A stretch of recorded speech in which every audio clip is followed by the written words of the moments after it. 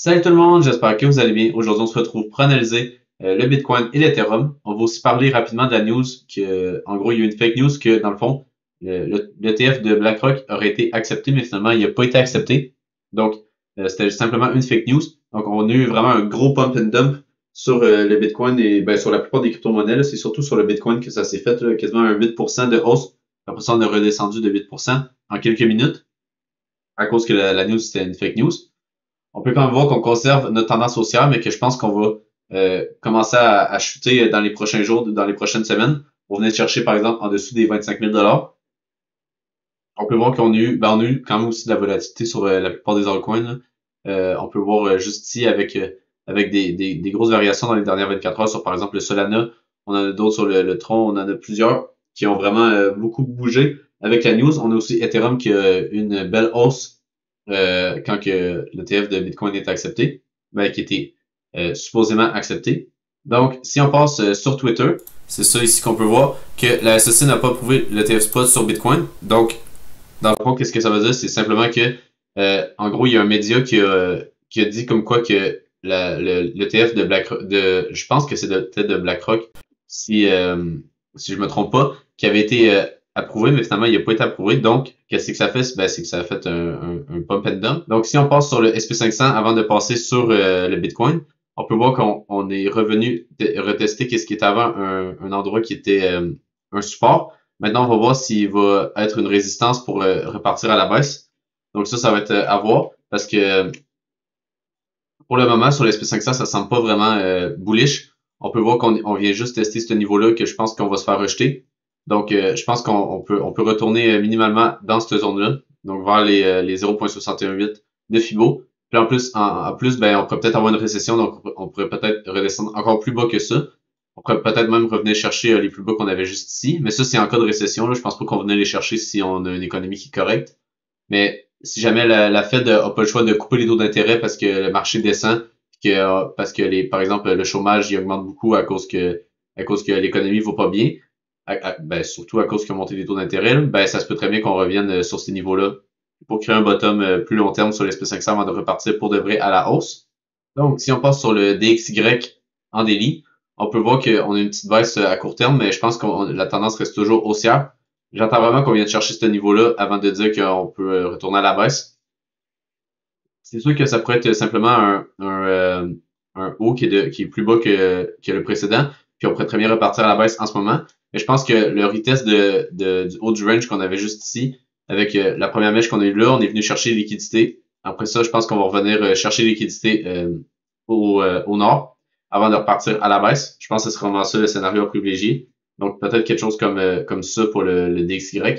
C'est vraiment ça que je verrais sur du plus court terme, sur du daily. Sur du weekly, on peut voir qu'on reste, là, si j'enlève toutes les gribouillis que j'ai faites, pour qu'on voit un petit peu mieux. On peut voir qu'on reste toujours aussi sur du weekly. Même on est plus aussi sur du weekly que sur du daily. Là. Le graphique est pas mal plus beau parce qu'on a simplement énormément de chandelles qui sont haussières. Sur ces séquences-là, on a 1, 2, 3, 4, 5, 6, 7, 8, 9, 10, 11. Donc, on a eu 11 semaines d'affilée de hausse. Donc, je pense pas que ça va s'arrêter comme ça, juste avec un petit retournement daily. Je pense qu'il va falloir avoir vraiment un retournement en weekly. Donc, pour avoir un retournement en weekly, soit qu'on vient chercher, par exemple, une chandelle qui va clôturer dans ces niveaux-là pour venir casser le plus bas qu'on avait fait juste ici. Ou sinon, ça va être de venir chercher ce niveau-là, puis vraiment peut-être de faire une divergence sur la RSI. Par exemple, on fait des hauts plus hauts que le précédent, tandis que sur la RSI, on fait des hauts plus bas que le précédent. Donc, ça ferait là, une belle divergence avec un double top sur ce niveau-là pour ensuite repartir à la baisse. Ça, ce serait vraiment le scénario privilégié sur le DXY. Si on passe sur les bitcoins en weekly, on peut voir là, la belle mèche, on peut même la voir en weekly. On est revenu chercher l'ordre bloc weekly qu'on a juste là.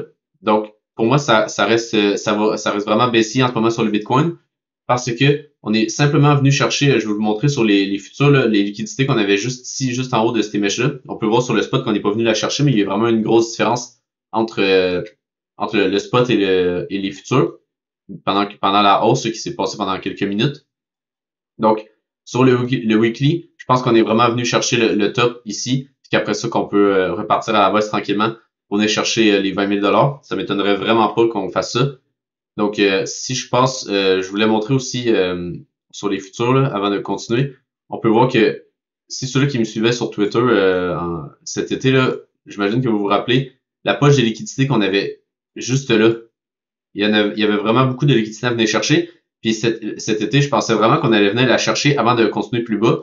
Donc, je pensais qu'on allait venir, par exemple, faire juste ici, là, par exemple, une mèche, venir chercher ces niveaux-là pour ensuite repartir à la baisse, mais on n'est jamais venu les chercher. Là, ben, qu'est-ce qu'on a fait avec la news qu'on a eue? On est venu les chercher parfaitement sur les 30 500 $. Puis ensuite, on est vraiment reparti à la baisse. Donc, on peut le voir là, quand que tout le monde s'est rendu compte que c'était simplement une fake news.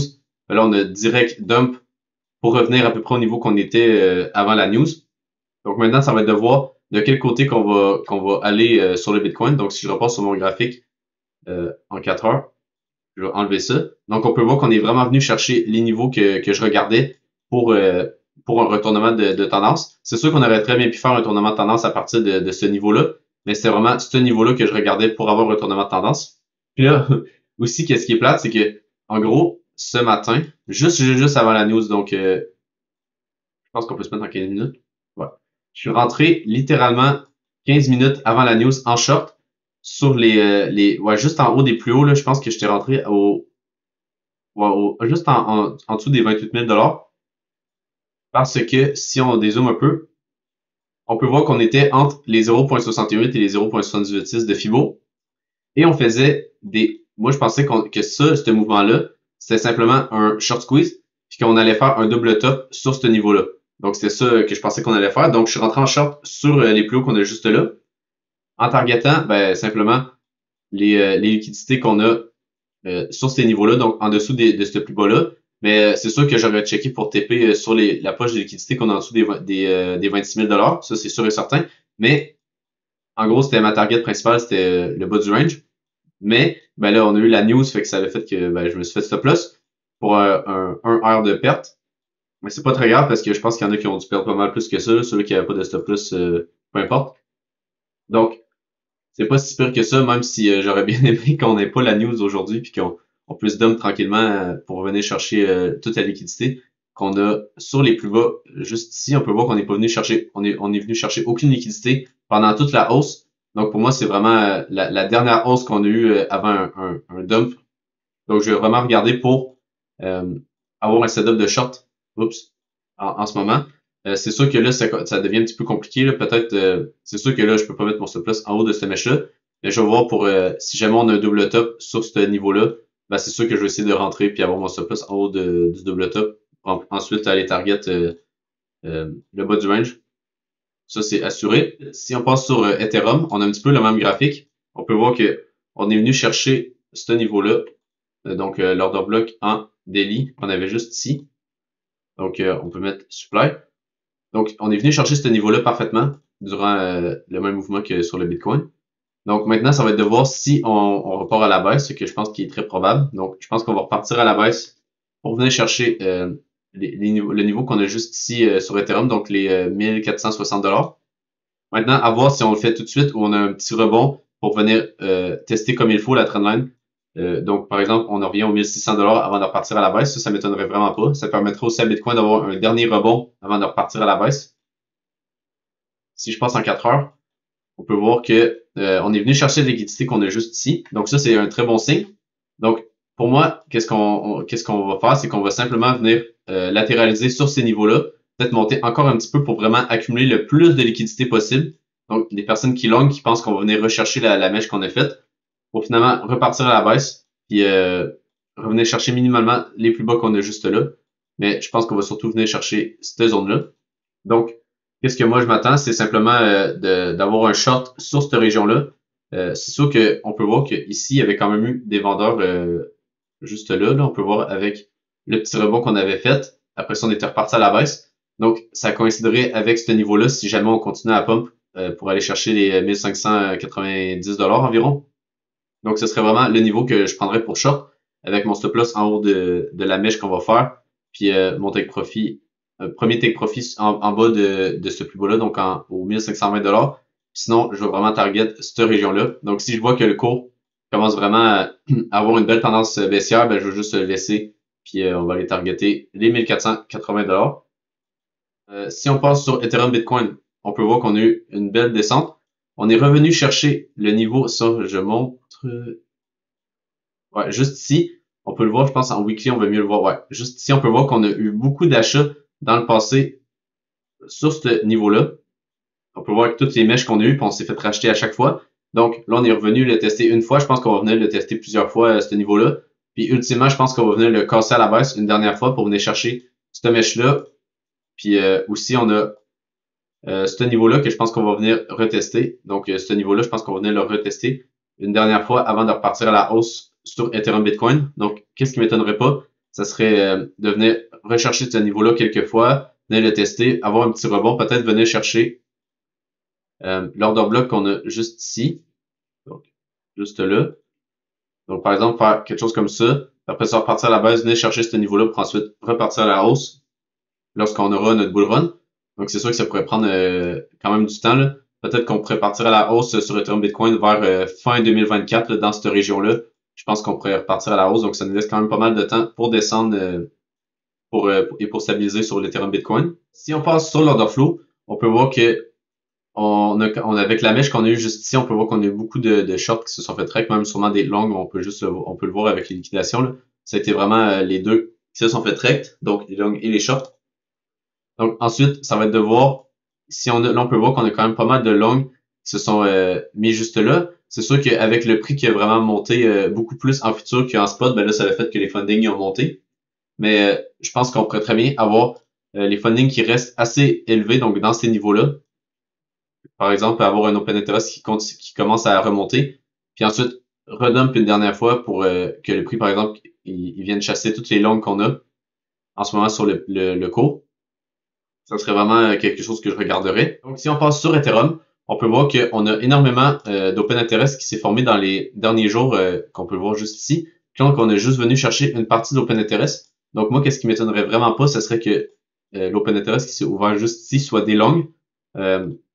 Principalement. Donc, on pourrait très bien venir rechercher une dernière fois l'open interest. Donc, ça voudrait dire de dumper pour venir chercher les stop loss de toutes les longues qui sont rentrées juste ici. Pourquoi que je pense que c'est des longues? C'est simplement parce que les fundings sont restés super élevés durant la baisse qu'on a eue. Donc, ça montre que c'est pas vraiment du monde qui ont shorté pendant qu'on a baissé. C'est surtout du monde qui essaie d'attraper le bottom aux différents niveaux. Donc, je pense que l'open interest qu'on voit ici, c'est vraiment juste des longues. Donc, je pense qu'on va venir dumper sur l'Ethereum pour venir les liquider. Je sais pas quand que ça va se faire. Ça peut se faire demain comme ça peut se faire la semaine prochaine. Mais c'est sûr que si on voit par exemple juste après le pump qu'on a eu, avec la mèche qu'on a eu juste ici, si on voit que le prix continue de monter un peu à la hausse, qu'on voit les fundings qui commencent vraiment à devenir vraiment positifs, là ça va sûrement dire qu'on a un retournement de tendance et qu'on va repartir à la baisse. Ensuite, on passe sur la liquidation heatmap. Donc, c'est simplement, on peut voir toutes les liquidations qu'on a sur le Bitcoin sur Binance. Ça, je pense, par exemple, en un mois, je pense que ça va être un petit peu plus clair. On va vraiment voir qu'il y a énormément de liquidations à venir chercher en dessous des 26 000 $. Si jamais ça veut charger, ouais, on peut le voir juste là. On a vraiment beaucoup de liquidations. Puis avec la mèche qu'on a faite jusqu'aux 30 700 $, ben là, on a vraiment plus de short. Là. Donc, je vois pas pourquoi que le marché viendrait pas chasser toutes les liquidités qu'on a juste là. On peut aussi le voir sur ce graphique parce qu'on peut voir qu'on n'a pas beaucoup de liquidations à venir chercher au nord parce qu'on est venu liquider quasiment tout le monde jusqu'aux 30 700 qu'on était. Donc, jusqu'ici, toutes les liquidations qu'on avait avant, ils se sont fait enlever parce que le prix est monté avec la mèche. Donc, là, je pense qu'on va venir chercher toutes les liquidations qu'on a jusqu'ici. Si on va jusque, par exemple, aux 26 100 $, on a 1,5 milliard à venir chercher. Donc, ça m'étonnerait vraiment pas qu'on vienne chercher ce niveau-là. Si on passe sur l'order book, on peut voir qu'il n'y a pas beaucoup d'ordres en ce moment qui se sont placés sur Bitcoin. On peut voir par exemple qu'on a vraiment eu des ordres parfaitement sur le top. Si on zoome là, juste ici, ça c'est vraiment parfait sur les 30 000 $ pile poil. Ça c'était en spot. En futur, on est monté aux 30 700 $. Mais ouais, sur le spot, on a vraiment eu des ordres de vente exactement sur le top. Ensuite, ça va être de voir si on repart à la baisse, si par exemple les 27 500 $ vont être un niveau de support, parce qu'on peut voir qu'on commence à avoir quelques ordres placés là, mais sinon l'order book reste quand même assez vide. Donc, si tu as aimé la vidéo, n'hésite pas à t'abonner. Tu peux aussi aller t'abonner sur Twitter, je fais quand même des posts assez régulièrement. Sinon, je vous souhaite une bonne journée, puis on se revoit à la prochaine pour une nouvelle vidéo. Bye!